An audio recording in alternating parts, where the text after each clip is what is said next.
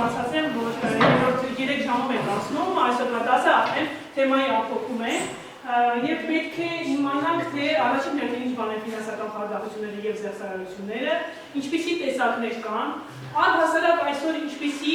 առօրյա ժամանակահատվածում, այս ժամանակահատվածում, ինչպիսի ֆինանսական խարդախություններ կան, որի հետ ենք բախվում, պետք է իմանանք, թե որոնք են մեր անձնական տվյալները եւ այս անձնական տվյալները ինչպես կարող են ի վնաս մեզ աշխատել, հայտնվելով խարդախի կամ խաբեբայի ձեռքում։ Հիմնականում այս հարցերի պատասխան տալով կարողանանք ապահովագրել մեզ եւ ունենանք ավելի պաշտպանված ինտերֆեյս, այսպես ասած, եւ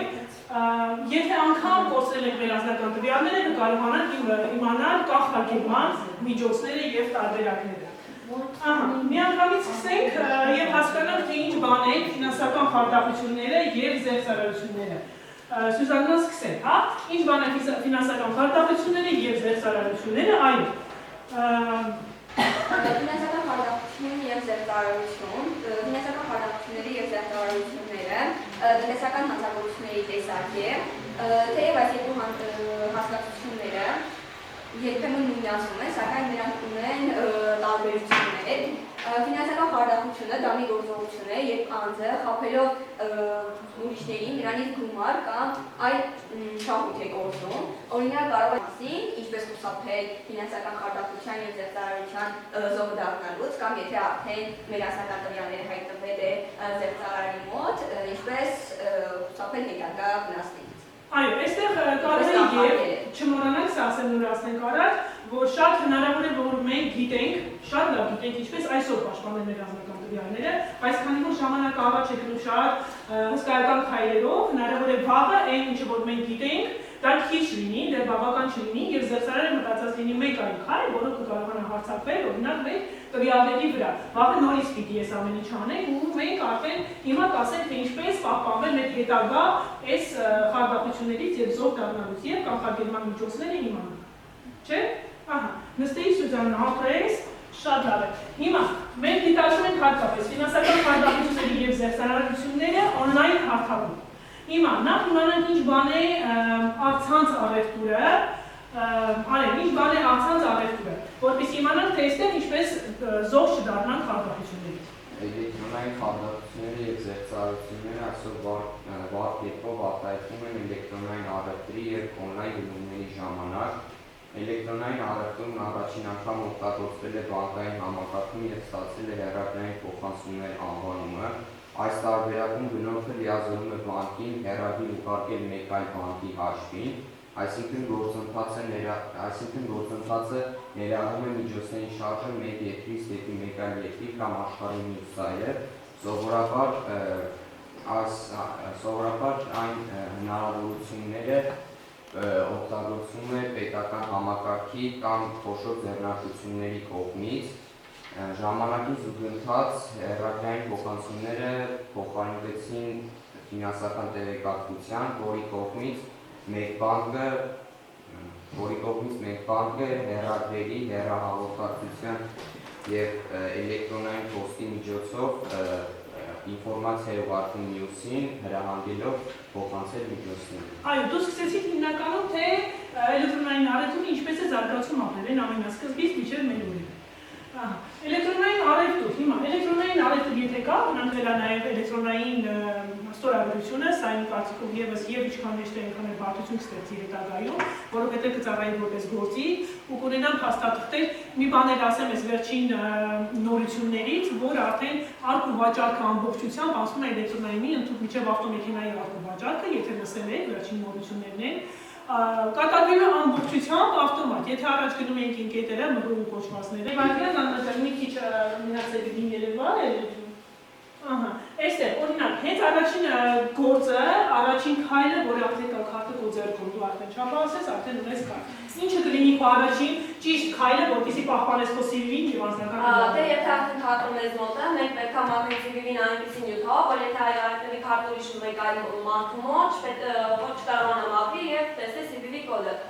Այդ դեպքում մենք կարող ենք պաշտպանել մեր անձնական տվյալները, այսինքն եթե on-line գրանցվեն, չեն կարող CV-ի առանց CV-ի կոդի ինչ-որ մի բան անել։ Այո, բոլոր քարտերը բացի արկա կենսաթոշակային բնակարան քարտից պարունակում են CD կոդ։ Իսկ արդեն չի պարունակում, որովհետև on-line գրել չեն կարող անել, մուտքեր չեն կարող անել այդպես տեսակաշարային քարտի վրա։ Ահա։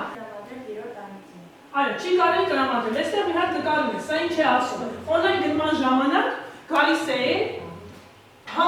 սերվերից, այսպես ասած, գալիս է որևէ տեսակի կոդ։ Այս կոդը գալիս է հայտնվում է մեր հեռախոսին։ Մենք նույն ձևով պատճառով արտադրական դեպքում բանկոմատը կարող է վերցնել այդ քարտը, եթե նման դեպք տեղի ունեցել, ապա պետք է դիմել վարկային այն կազմակերպությանը, որին պատկանում է այդ բանկոմատը, տեղի կունենա քարտի ապաբլոկավորում եւ քարտը շաբաթվա ընթացքում նրանք կփոխանցեն հաջողությամբ։ Ապրես, այստեղ մի հատ այսպիսի հարց ասեցինք, 3 անգամ մուտքագրելու դեպքում, սխալ մուտքագրելու դեպքում ունենան քարտի կոդավորում, բլոկավորում։ Հիմա մեկ անգամ ես մուտքագրեցի քարտը, օրինակ, ուրիշի քարտը տվել է, որ ես գումարման եմ տանեմ իրեն տա։ Մեկ անգամ սխալ ասեց կոդը ու բլոկավորվեց։ Բայց ես ասեմ, որ 3 անգամ է դա լինելու, բայց փաստացի ես մեկ անգամ հավաքել եմ կոդը, ու ես մեկ անգամ ճիշտ է սխալ է, բայց իրավունք չուներ, չէ՞, ես 3 անգամ, մեկ անգամ լիներ։ Ինչ է պետք ինքնազգացում։ Երբեմն չիմանալով, որ ունեն 3 հնարավորություն, եւս 2 անգամ սկզբում փորձելուց հետո կրկնում եմ մեկ անգամ չիմանալով, որ քարտը 2 անգամ փորձել են եւ սխալ է եղել, 3-րդ անգամ փորձելուց հետո տեղի ունենում քարտը ավելի։ Շատ ապրես։ Սա այստեղ իհարկե բանկում մեզ ասում են, որ 3 անգամ մուտքագրելու սխալ մուտքագրելու դեպքում քարտը բլոկավորություններ։ Բայց քանի որ սկսել են ամբողջ տեմպերով այսպես անցնել ամբողջ գրումների, ուրեմն բնականաբար այս մեր նոր սարքերը եւ նոր գրման տարբերակները առավելությունները մի փոքր ավել են լինելու, քան թերությունները։ Հա, հիմա հասկանանք առավելությունները ու թերությունները, որոնք են։ Այն բացասում է հաճախորդների սպասարկման ոլորտը, նաև նվազեցնում է կախիդրամի հետ կապված բոլոր շրջանառությունները եւ Ոչ այնքան հիմա։ Մի հատ շատ արագ մի րոպե ոչ ավել բաժանեն երկու մասի թերությունները եւ առավելությունները ամբողջական տարբերակով ներկայացնենք։ Ժաննա դու գցի շատ արագ բացասում են հաճախորդների սպասարկման առավելությունը եւ որակը։ Ահա, հաջորդը Հաճախորդները կարող են վճարել քարտով կամ ամբողջ փոխանցումներով, ինչը նպաստում է անկախնիկ շրջանառությանը։ Հասկանում եք, չէ՞, փոխանցման մասը որն է։ Բանկային արկա գումարը կարող են մեր անունից վարձ վերցնել, կարող են մեր տվյալները հաշտակել եւ մեր անունից վարձ վերցնել, որը մենք ինչպես ստիպված կլինենք մարել։ Չմարելու դեպքում մենք կձևավորենք վարկային պատմություն եւ կդրսևորենք հետեւյալ վարձ ստացումը։ Այո, եւ սա որպես նորից կգրեվեդեր առհասարակ։ Այստեղ մի հատ կարևոր բան, որ երբեք սրա մասին երևի կասեի, որ բանկը անգամ երբեք չվարձնի այն կոդը կամ PIN կոդը, դա այնպեսի բան է, որ պետք է մենք միայն ունենք։ Այո, առաջին օրը տրամադրել CVV-ի հեռախոսով, e-փոստով կամ այլ ինչ-որ կապային միջոցներով, բանկերը երբեք չեն խնդրում նրանք հեռակա տարբերակով։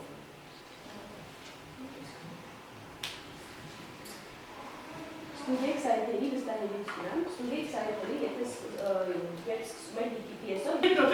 շատ ավել շիտ կետերի, տնային աշխատանքը Դիանա, տնային աշխատանքը մի փոքր տարբերում է մեր ապատական տնային աշխատանքներից, այստեղ Դիանան հիմա կներկայացնի մի րոպե։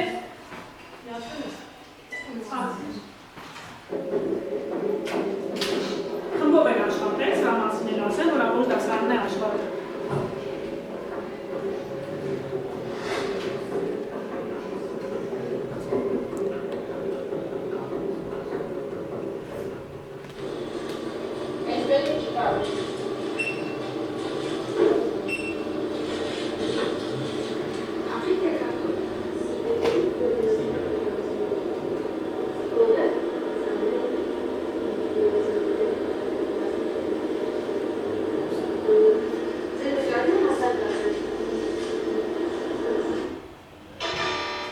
Իդեան երևում է, թե հաճախորդի քարտի PIN կոդը ասում է գանձապահին, ինչը սխալ է, քարտի PIN կոդը, CVV կոդը կամ այս զգայուն տվյալներ ոչ մի դեպքում չի կարելի փոխանցել ինչ-որ երրորդ անձի, ինչպես ավարտենք այս իրավիճակում, պետք է մուտքագրենք PIN կոդը անձանց, չպատասխանենք PIN կոդի Ոչ Որպեսզի ընդհանրել այդ գործակը խնդրի դերադեր դեր հաշվահամարի վերջի շարքեցի և SMS թիվը, որը կողարկել դեր հաշվահամար։ Հա, ծրպասունջեց, 3, դա 4 կոդը,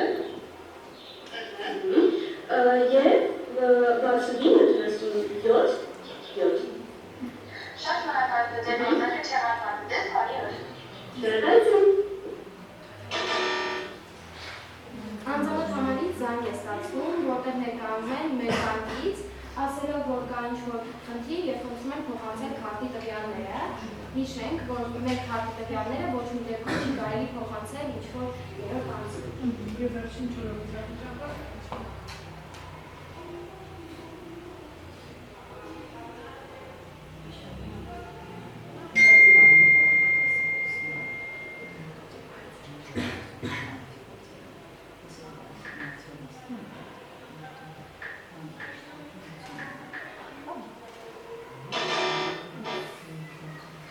Օգտատերը ստանում է SMS հաղորդագրություն, որտեղ ասում է, թե ձեր փաթեթի առաքումը դադարեցվել է եւ խնդրում են լրացնել տվյալները։ Օգտատերը վստահելով սկսում է լրացնել իր հաշվի տվյալները։ Այո, ամբողջությամբ տալիս է իր անձնական տվյալները եւ հայտնում է կրկին անգամ ծուղակը։ Ահա, եւ վերջա, իրավիճակները կարծեմ սրանով Այս իրավիճակներից ելնելով դե կարողացաք հնարավորինս